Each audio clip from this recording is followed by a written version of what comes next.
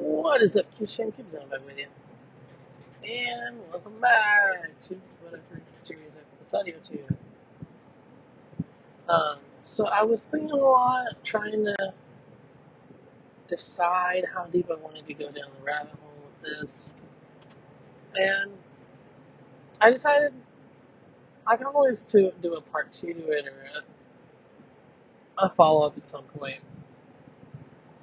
I think it's a time that we did Pheasable Life Chapter 2. And I've thought about this. I really wanted to do things like golems for the second one. But I do feel like that really needs a deep dive a little bit. So I think for our next jaunt into life as we might know it, I will address a big elephant in the room, which even without looking up, I do have some knowledge of. And that would be Dragonkin. Now, for all intents and purposes, as far as can be told to date, there's not a lot of definitive evidence proving their existence, but there's also not enough definitive evidence disproving their existence. Especially when one considers the fact of the matter that, according to our own folklore, dragons were hunted pretty much all the way up until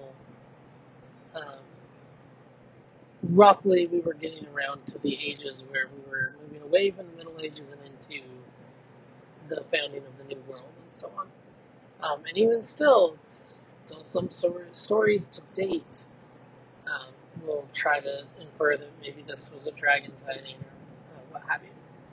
So as far as the primordial standpoint goes, winged or not, and yes, I know, not, winged one. A dragon without wings is not a dragon, it's a drake, I believe. But for all intents and purposes, they are very similar to the dinosaurs. So it is not unforeseeable that at some point in the Earth's history there was a large airborne or non-airborne but dragon-like predator. Probably with different proportions than what we often see, especially dated in modern depictions of them.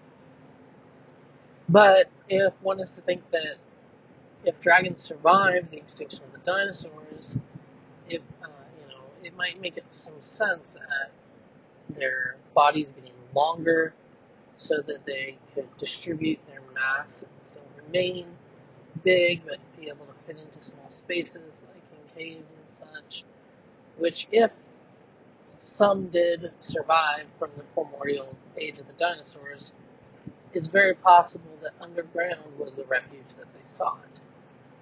And it would make more sense that the ones that survived had longer necks, could put their heads out holes and see things, or if there was food growing from the roof of a cave, would be more likely to be able to get it, and so on and so forth. A lot of things in that era, and I'm talking from the turnover from AD to BC to the War of the Roses, for instance.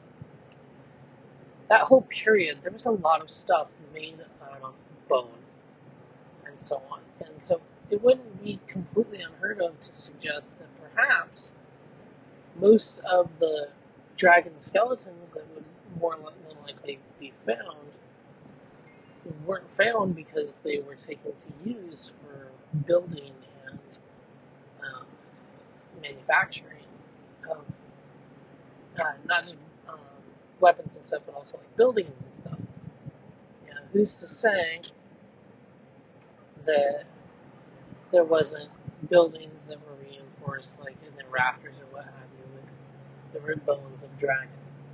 For all sources, pretty much have a lot to say about like the durability of dragons. Uh, you know, there's very few myths that tell, or legends or anything like that tell that dragons aren't a strong creature. And it makes sense that they wouldn't be a strong creature, but also, they would have very large, probably fairly hollow bone structure if they're anything like birds at all.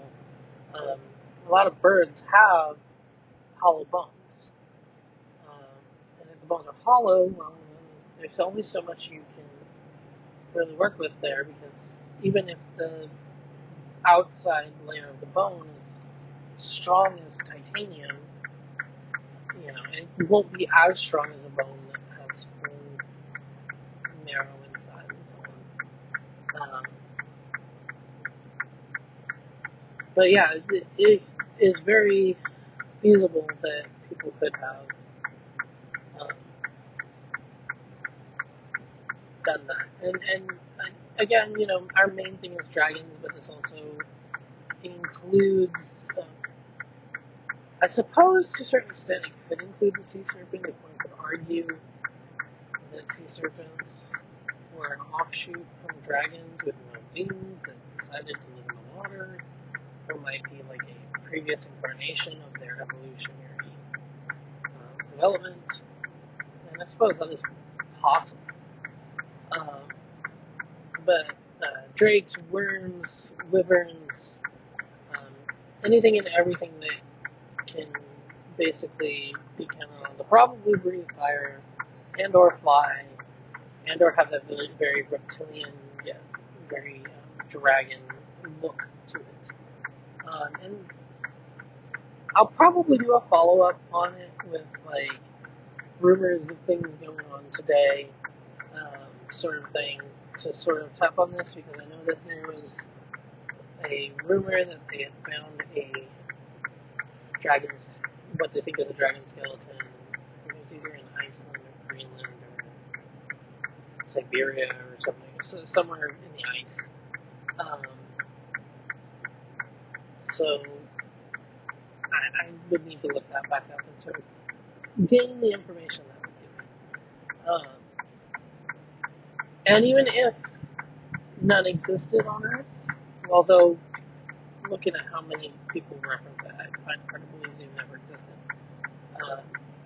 And even though none probably exist on Earth for the present, and if they do, they're extremely small, because we probably killed all the big ones. That's not to say that they couldn't evolve elsewhere. It's very feasible for them to have evolved elsewhere in the universe.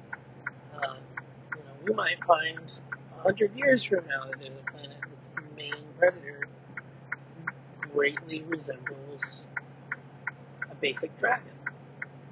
Or, if we want to dig deep into mythology, and I'll talk more about dragons and mythology stuff as well, like whenever I get around to recording mythology stuff, for this sort of thing.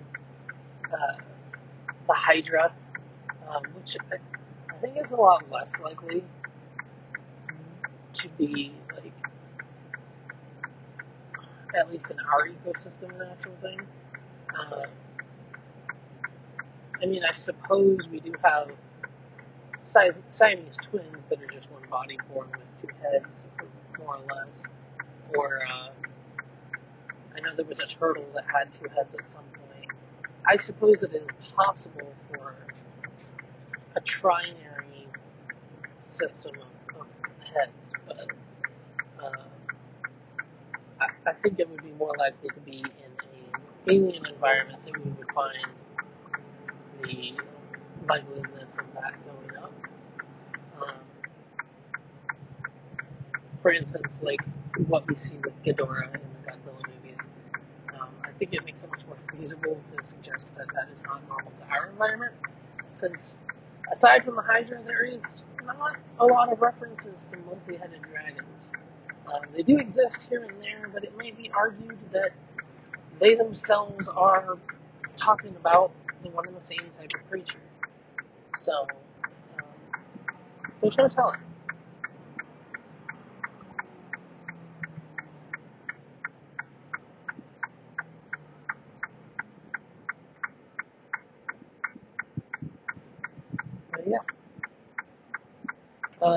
As far as the breathing fire part, there is some amount of logic to suggest that it might be possible for an animal to be able to. I mean, so in all likelihood, they'd have to have a very built from volcanic nature sort of inside, which honestly would make sense, um, considering what legends say about dragons. A lot of the times they're found in caves under mountains, in the deep caves. You know, it's usually very hot. Obviously, there'd be fire. So I think it would be logical to assume that um, if dragons did exist, that they may have resembled to some degree as far as their organic insides are concerned. There are snails that have formed iron molecules into their normal molecular structure to survive in very magmatic environments. I believe one very good example of this is, I believe they're in the Galapagos, where we have seen iron and silicates become part of the normal carbon-based strain in order for the life form to survive.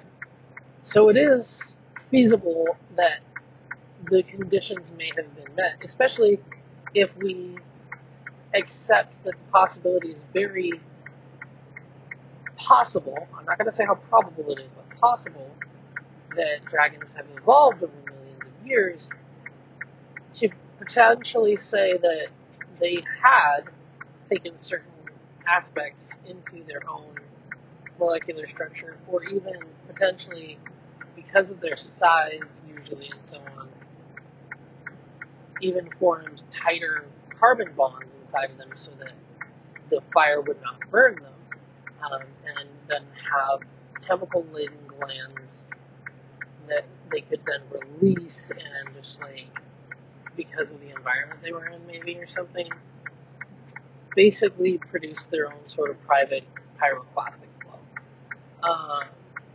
Or maybe it was a mechanism of like, when they like tripped to breathe it, that like bones scraped together and caused a spark, and then ignited it or something. Often people talk about them smelling of brimstone and sulfur, and it's very possible that sulfur might have been a primary component in whatever chemical they released that then would get ignited, because sulfur is fairly flammable. I don't remember the exact chemical makeup of brimstone, but I wouldn't be surprised to find it flammable as well. So that is, I mean, a possibility. Now, as far as like the scales go, I think that is something that's completely well within understandable biology by all accounts. Like, you know, if they're eating the right minerals and so on, those can be absorbed into their body and used to reinforce their scales. And you know, they think even the dinosaurs had pretty tough scales to begin with. And there's a lot of animals today that we find still very tough that are reptiles. I mean, nowhere near as tough as legends may have, but even still, you know, there's quite a few examples of like large alligators and crocodiles who maybe the simplest arrow shot might not get if you just pinged it off their back.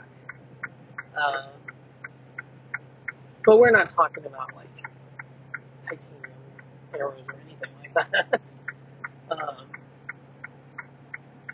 With our modern metals, you know, we can make short work of it. And it might just be that, you know, we didn't have access to some or a lot of the materials we do now in the modern age, and so maybe we just didn't have back then the tools that could easily break through those scales, and so that's why they are said to be so impervious, because simple steel, bone, granite, whatever, tipped arrows might not have punctured what's probably multiple layers of a dragon's scales and skin. Um, so, of all the things, that's probably the easiest to accept about dragons. I think one thing that's definitely odd, but probably also fairly explainable, is the obsession with gold. I don't know what the legends might say about if they ate it or not. I suppose it's possible that they might have usually sourced their water from gold sources more often than not. Gold was a lot more plentiful back then, as well as since they were probably nesting deeper into the ground, then maybe they would find themselves near gold veins that would seep into the water supply. So I suppose that is a potential possibility. But the other thing is kind of the thing with crows. Crows like shiny things, and it may be very possible that dragons collected gold as a way to furnish their nest and attract a mate. It's hard to tell, especially because a lot of it is, hearsay and folklore and myth and legend. But it is very possible that dragons were just doing the gold thing just because, oh, that's shiny, a mate would like that. And they wouldn't think about the fact that they were taking the wealth of an entire town upon themselves, or anything like that. I mean, one could argue that they were smarter than I might be giving them credit, but I'm just, right now, in this topic, discussion, whatever, in this discussion, I'm just treating them like an everyday animal, and assuming that they have relatively average intelligence. They wouldn't think about it being some town's private hoard of 50,000 gold bars or something. They would just think, ooh, pretty, this is where I will make my nest. And because of their skin being so hard, it's not a surprise that they might lay on such a bed of gold. In fact, I wouldn't find it surprising at all if someday we found out, oh, this was commonplace for them. There are plenty of examples of animals with nests and beds that we would think uncomfortable, but that they find quite comfortable, just because they're used to it. It's their thing.